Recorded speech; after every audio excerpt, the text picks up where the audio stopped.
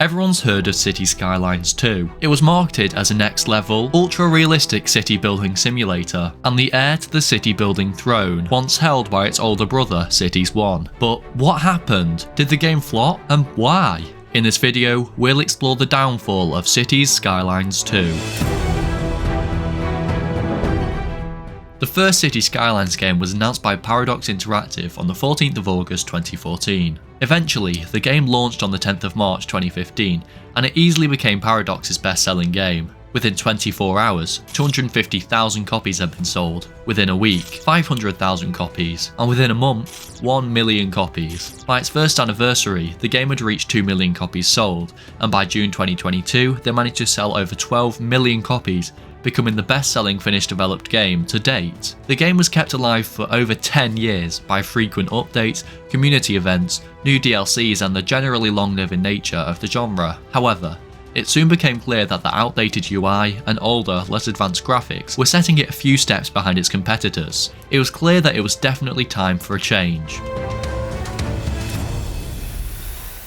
Cities Skylines 2 was an incredibly well-marketed game. Trailers of the game and teasers from the developers showcased the game with ultra-realistic graphics, a huge step up from the original game. The community were certainly intrigued by these trailers, and a huge amount of excitement and hype surrounding the game was being built as the game looked simply incredible. Developers promised a huge upgrade in the AI, with new features such as car accidents and new smarter citizens. It had been dubbed as the most realistic city builder ever, with an improved depth of simulation as players were promised to be able to follow citizens as they grow from infant to elderly, and there was also mentions of extreme weather events such as hailstorms and tornadoes, something that was previously only available through DLCs in the original game. Frederick Wester, the CEO of Paradox Interactive, stated that Cities 2 will continue to push boundaries for the city building franchise, further building intrigue for the launch as it drew ever closer. The world premiere for the game was hosted on a platform suspended 50 meters in the air, featuring many popular streamers and YouTubers such as Tubbo, JackManifold, and the Yogscast.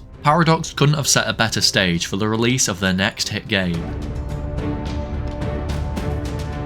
The release of Cities Skylines 2 was anticlimactic, if I was being generous. It was released on the 24th of October 2023, but was delayed until spring of 2024 for consoles. Initially, the game did see a large number of players, with a peak of over 100,000 on the first day release. But the play count never saw such highs again. Paradox continued to push and promote the game on social media, and many players tried the game thanks to it being a day one release on Xbox PC Game Pass. Overall, the game's launch wasn't unsuccessful, but the same couldn't be said for its performance over time.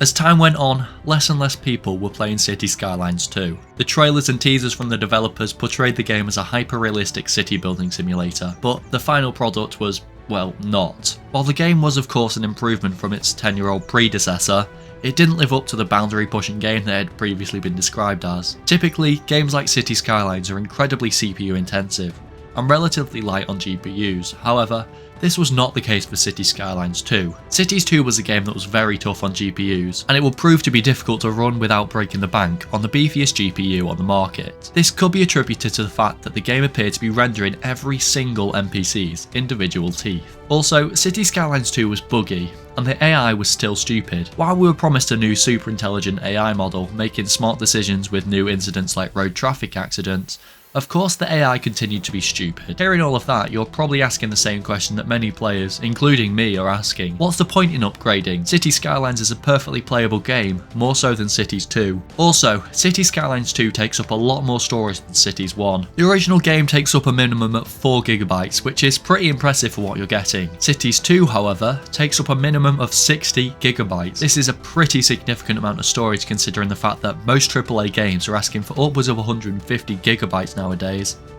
So, do you think that Colossal Order and Paradox Interactive can save Cities Skylines 2 from its inevitable death? What did you think of the game? Make sure to let me know down in the comments. But that's all the time we have for today.